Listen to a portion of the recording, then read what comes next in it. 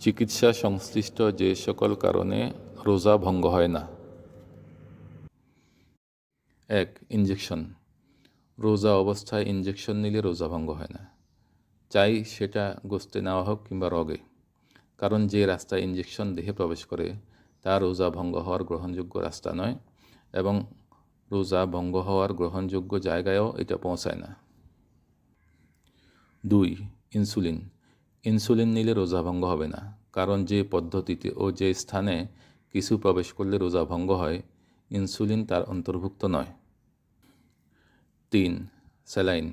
Saline নিলে রোজা ভঙ্গ হয় না, কারণ স্যালাইন রগের মাধ্যমে শরীরে প্রবেশ করে আর রগ রোজা ভঙ্গের গ্রহণযোগ্য রাস্তা নয়। তবে রোজার দুর্বলতা দূর করার জন্য স্যালাইন নেওয়া থেকে বিরত থাকার জন্য আলেমগণ বলেছেন, কারণ রোজার অন্যতম উদ্দেশ্য হলো ক্ষুধার্ত থাকা, এটা তার সম্পূর্ণ বিপরীত।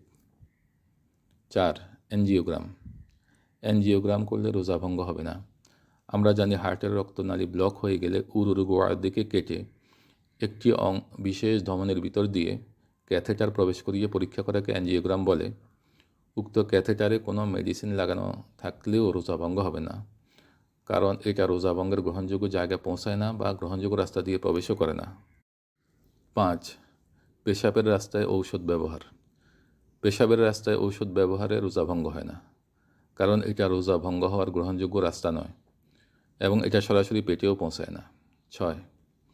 যৌনিদ্বারে ঔষধ ব্যবহার। যৌনিদ্বারে ঔষধ ব্যবহারে রোজা ভঙ্গ হয় না,